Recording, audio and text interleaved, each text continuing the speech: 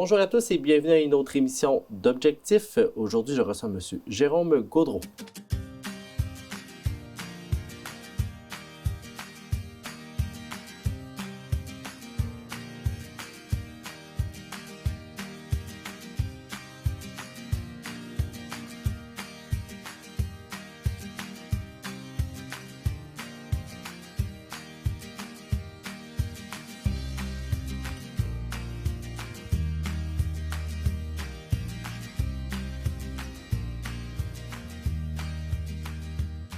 Bonjour Jérôme. Bonjour Jean-Philippe. Ça va bien? Très, très bien. Merci d'être présent aujourd'hui pour discuter prévention de suicide. Donc, tu es président-directeur général de l'Association québécoise de prévention suicide. Une organisation quand même notable au Québec, donc présente sur l'ensemble du territoire, qui a pour mission, pour quelle mission? Bien, en fait, je te dirais que pour résumer ça en une phrase, on se voit un peu comme le porte-parole de la cause de la prévention du suicide au Québec. Donc, notre mission est à plusieurs volets. Je te dirais, un des premiers, c'est vraiment tout le volet sensibilisation. Auprès de la population, c'est très important de communiquer, de parler de prévention du suicide, que ce soit dans les médias, que ce soit auprès des élus, par exemple. Sensibiliser les gens sur les facteurs de risque, les signes à reconnaître dans notre entourage si quelqu'un va bien, à qui s'adresser si nous-mêmes on va pas bien ou si on va avoir des conseils pour aider quelqu'un qui nous inquiète. Donc ça, c'est le premier volet, donc tout ce qui est sensibilisation. Mais on veut aussi mobiliser les gens. On croit fermement là, que pour réduire le suicide au Québec, il faut que chaque Québécois, chaque Québécoise se positionne par rapport au suicide. Donc, se dire pour soi-même que ce n'est pas une option, que ce ne sera jamais une option, d'en parler dans leur entourage. Et moi, je suis convaincu que le jour où on sera en mesure de convaincre chaque Québécois là, du bien fondé, bien, on sera en mesure de réduire significativement les décès par suicide au Québec. Oui, puis je suppose que c'est un travail sans fin, finalement, parce que de vouloir conscientiser tout le monde, c'est un vœu pieux. Bien, c'est un grand défi, oui. Disons ça comme ça, mais il y a des sociétés dans le monde où les taux de suicide sont extrêmement bas. Et c'est souvent, il y a beaucoup et les raisons qui peuvent expliquer ça, c'est beaucoup des aspects culturels, à savoir que le suicide, c'est pas une réponse à la souffrance, tout dépendant de notre culture. Ici, malheureusement, au Québec, le suicide fait partie des solutions ou des réponses, comme je disais, qui peuvent être utilisées par des gens quand ils vivent une très, très grande souffrance pour laquelle ils ne voient pas d'issue. Mais dans d'autres pays, c'est pas le cas. Donc, ce qui fait en sorte que c'est les raisons pour lesquelles je crois fermement qu'on peut le réduire. Puis au Québec, on l'a réduit, le suicide. Si on recule d'il y a 20 ans, on a quand même diminué de 500 à chaque année le nombre de décès par suicide. C'est énorme. C'est énorme. C'est le tiers d'une diminution, principalement chez les jeunes. Et ça, c'est dû aux mesures qui ont été mises en place à l'époque pour améliorer la prévention. Donc oui, c'est possible de réussir. Puis la situation au Québec, on a parlé, on l'a améliorée, mais ça représente quoi environ? Oui, bien il reste qu'à tous les jours, au Québec, il y a 3 personnes qui s'enlèvent la vie. Donc ça fait environ 1100 décès par année. 3 personnes sur 4, ce sont des hommes qui s'enlèvent la vie. Et ce que ces chiffres-là ne disent pas, c'est les tentatives de suicide et les idées suicidaires. On estime là, qu'à bon an mal an au Québec, là, il y a environ 28 à 30 000 tentatives de suicide et plus de 200 000 Québécois qui pensent sérieusement à enlever leur vie, donc à s'enlever la vie. Donc, ce qui fait en sorte que c'est une problématique qui touche énormément de gens. De là, l'importance d'agir en prévention. Oui, puis si on additionne les gens qui passent à l'acte, les gens qui tentent, puis les gens qui pensent, bien, ça fait un bon nombre de gens qui ont besoin d'aide et d'autant la raison d'en parler puis de faire la promotion finalement de tous ces outils-là qui sont à leur disposition. Effectivement, plus on en parle, plus on sensibilise les gens, plus on leur fait réaliser que c'est une problématique sociale. On a quand même avancé de ce côté-là au Québec. Maintenant, on peut faire ce qu'on fait présentement, aller dans une émission de télévision, parler de prévention du suicide. Il y a 20 ans, c'était très tabou, on le faisait très, très peu. Alors, d'en parler, ça fait en sorte qu'on reconnaît que c'est une problématique sociale. À partir du moment où on reconnaît que c'est une problématique, bien là, on ne peut pas rester tel quel. On doit agir socialement, notre collectivité, elle doit agir. Donc, c'est le travail qu'on fait là, au quotidien dans la province. Puis, tu parlais du mot tabou. Qu'est-ce qui fait que maintenant, c'est moins tabou, justement? Je pense qu'il y a une prise de conscience autour de la santé mentale. Si on recule de 15-20 ans, de souffrir de dépression, c'était vu très négativement. Hein. On est un lâche, on est un paresseux, on ne veut pas faire face à nos problèmes, on n'est pas capable de se botter le derrière pour changer les choses. Alors qu'aujourd'hui, on a une meilleure compréhension des enjeux autour de santé mentale. On sait que c'est des maladies souvent. Et on comprend aussi l'impact que ça a sur la société.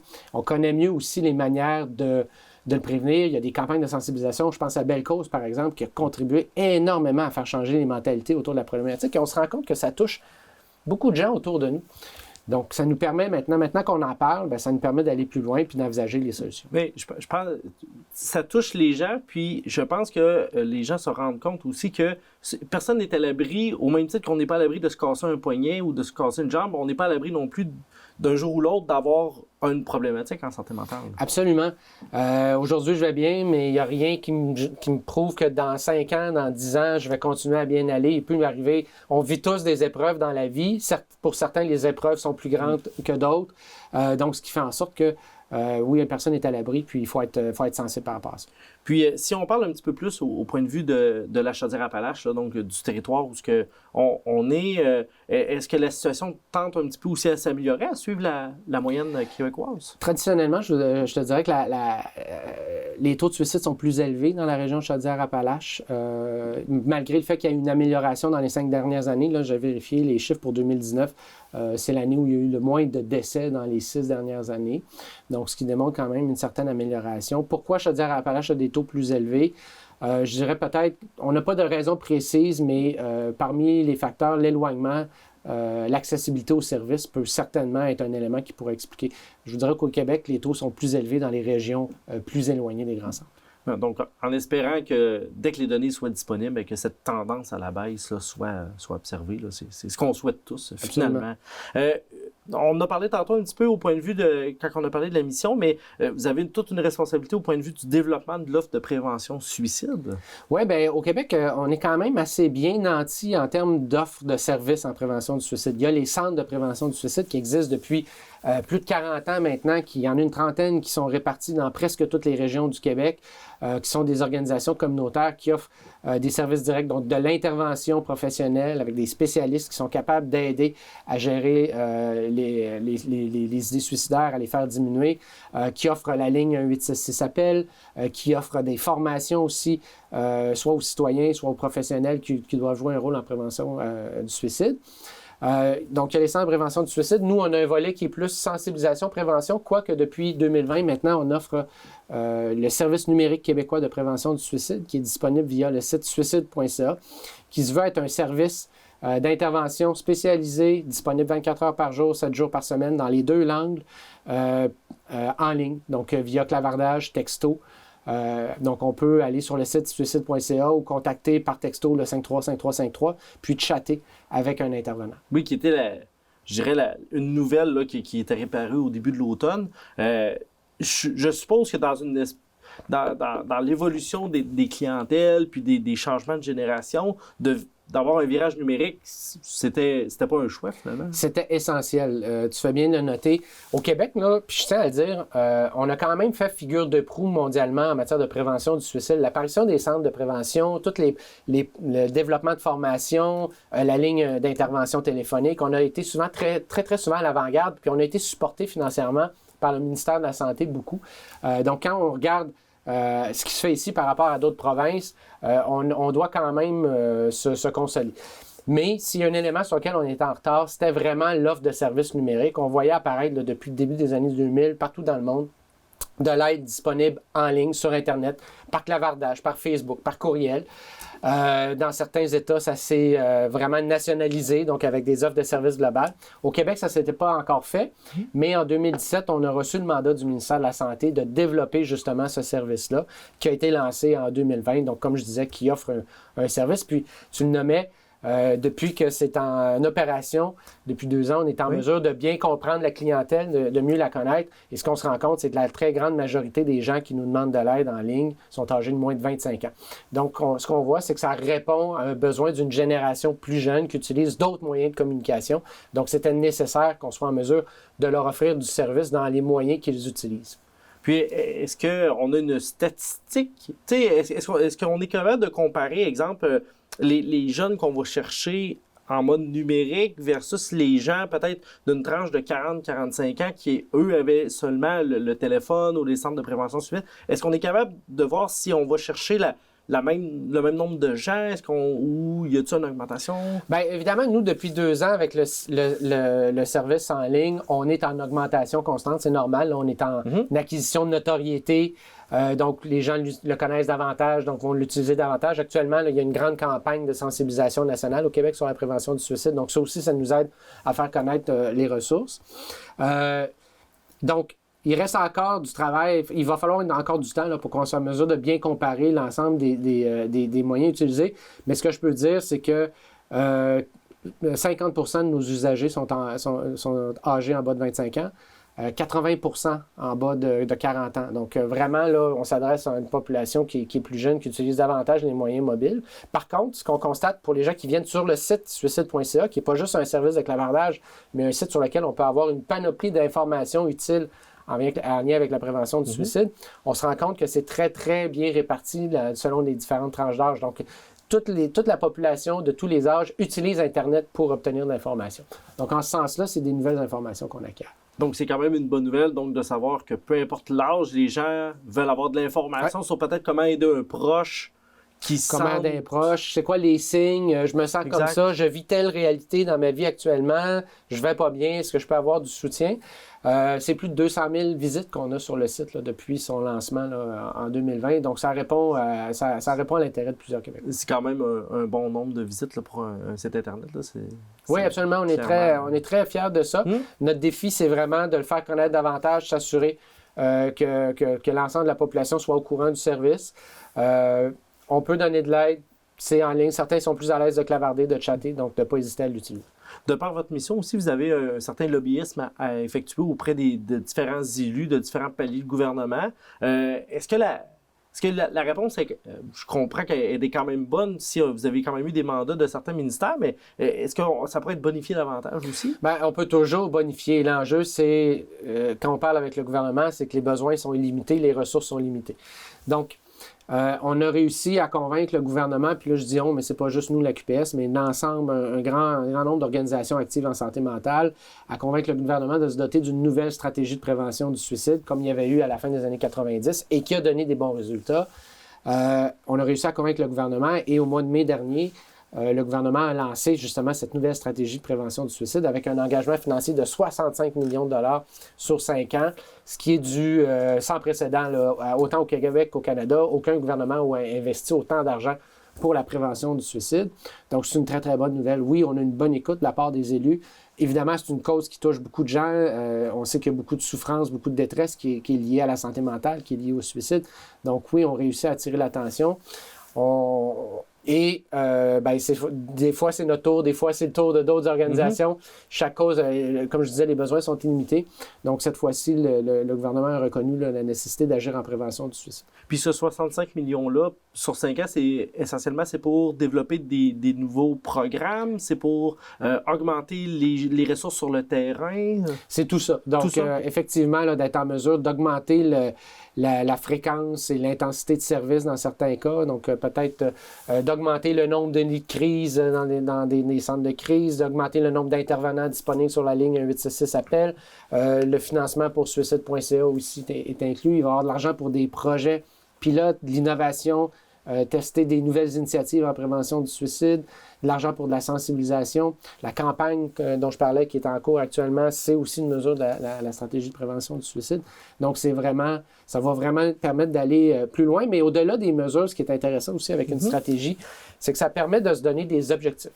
Donc, maintenant, la stratégie identifie qu'on veut diminuer le nombre de décès par suicide à la fin de la stratégie, puis que ça reste permanent. On veut diminuer le nombre de tentatives, le nombre d'admissions à l'hôpital pour tentatives de suicide, d'augmenter la sensibilisation. Ça permet aussi d'identifier les priorités. Un des enjeux qu'on avait avant, c'est que il pouvait y avoir des initiatives de prévention du suicide au sein du ministère de la Santé, au sein du secrétariat à la jeunesse, au sein du ministère des aînés, au ministère de la Sécurité publique. Pris individuellement, c'est toutes des bonnes stratégies, des bonnes initiatives, mais ça manque de vision globale et je pense que la stratégie va nous permettre d'y arriver. Puis c'est l'Association québécoise qui est maître d'œuvre. Non, c'est le ministère de la Santé qui est maître d'œuvre de cette stratégie-là. Nous, on est un des partenaires du ministère dans le déploiement. On a été consultés aussi pour proposer des mesures. Donc, on a été très présents, mais c'est vraiment une initiative du ministère de la Santé. Mais une très belle initiative très belle, qui va être... Puis ça, c'est donc déjà effectif à partir de mai 2022 là, qui va se poursuivre. Oui, la stratégie est effective. Là. Il y aura des mesures qui vont être annoncées au fur et à mesure. Donc, on s'attend à ce que le ministère fasse des annonces éventuellement. Excellent. Vous avez aussi une offre de formation assez complète. Oui, absolument. Un des éléments qui est nécessaire à toute stratégie de prévention du suicide, c'est de bien outiller les gens qui peuvent jouer un rôle en prévention du suicide. C'est pas facile d'intervenir auprès d'une personne suicidaire. Ça nécessite l'acquisition de compétences. Donc, il faut enseigner aux gens, donc que ce soit par exemple des intervenants qui, dans le cadre de leur travail quotidien, vont être en présence de personnes suicidaires, il faut qu'on leur donne les bonnes techniques pour intervenir, ce qu'on appelle l'approche orientée solution, pour recadrer les idées suicidaires de la personne, diminuer l'intensité de la détresse, assurer les mesures de sécurité requises auprès de la personne. Donc ça, c'est de l'information en soi, mais ça peut être aussi à des citoyens qui veulent simplement être bien outillés à reconnaître les signes de vulnérabilité, à approcher une personne qui pourrait présenter des idées suicidaires, lui poser la question à savoir si elle pense au suicide, et si oui, d'être en posture d'accompagnement vers les ressources d'aide qui, elles, sont accessibles, soit via la ligne 1866 appel ou autre. Donc, ce sont des formations qui sont disponibles. Puis on offre aussi des formations qui sont peut-être un peu plus nichées pour des environnements spécifiques. Par exemple, on a des ententes avec l'Auto-Québec pour former dans les salons de jeu. Et donc, je vous dirais, on a environ 25 produits de formation différents. Puis, bon an, ballant, il y a environ 5000 personnes qui vont suivre une formation qui est offerte par la QPS. Nous, on rédige les formations, on forme les formateurs. Puis ces formations-là sont données dans toutes les régions par des formateurs qui sont accrédités dans des organisations mandataires, que ce soit dans les CIS ou les centres de prévention du suicide. Puis est-ce que c'est des formations qui sont accessibles gratuitement aux gens ou des fois c'est à faible coût? Ou Il y a tout ça. Il y en a qui sont comme la formation Agir en Sentinelle qui s'adresse à des citoyens, est généralement gratuite, quoique dans certaines régions, malheureusement, il faut débourser des montants d'argent. Ici, dans Chaudière-Appalaches, elle est disponible via le CIS Chaudière-Appalaches et elle est gratuite. Donc, tous les citoyens peuvent appeler au 811 et demander justement à suivre une formation sur leur territoire. C'est tout à fait possible. Donc, l'invitation est lancée pour les gens. Puis, comme c'est un peu comme les cours de RCR, là, il n'y aura jamais trop de gens qui vont suivre une formation en prévention du suicide. C'est une très, très bonne comparaison, effectivement. C'est un peu les premiers soins en matière de prévention du suicide. Donc, des gens qui sont capables d'assurer la sécurité de la personne, repérer la personne en attendant que les secours arrivent.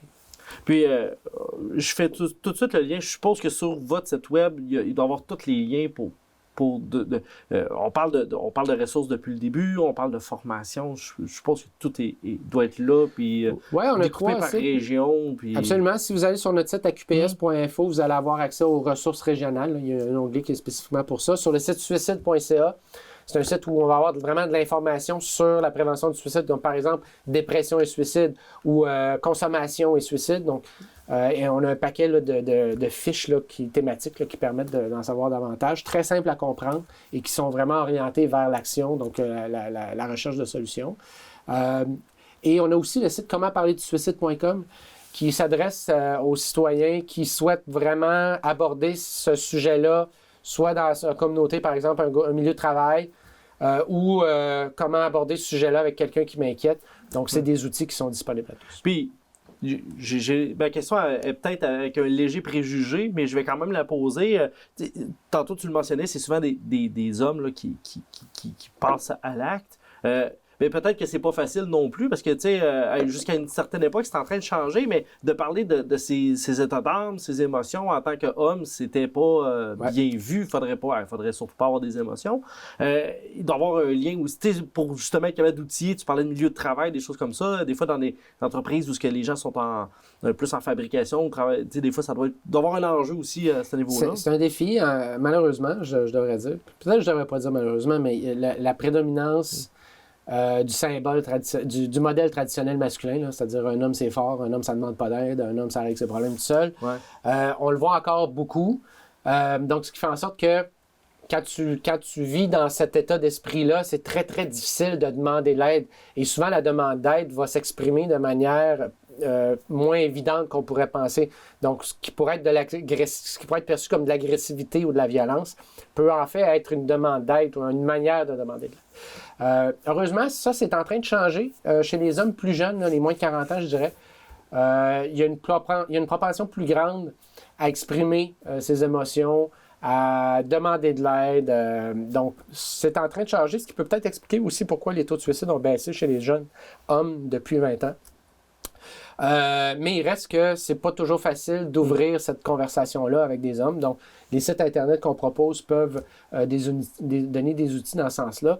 Je dirais, si on veut approcher, discuter de ça avec un homme, peut-être essayer de trouver le bon contexte pour en parler. Tu sais, un homme, c'est peut-être pas à l'aise de s'asseoir dans un bureau devant un psychologue avec un crayon qui dit « Bon, parle-moi de ce que tu vis ». Pour certains, ça peut paraître être difficile ou forcé de s'ouvrir dans un contexte comme celui-là, mais d'être autour de la table de pool ou dans la chambre de hockey après une partie, c'est peut-être un environnement dans lequel on est plus à l'aise de s'exprimer, de parler de ce qu'on vit.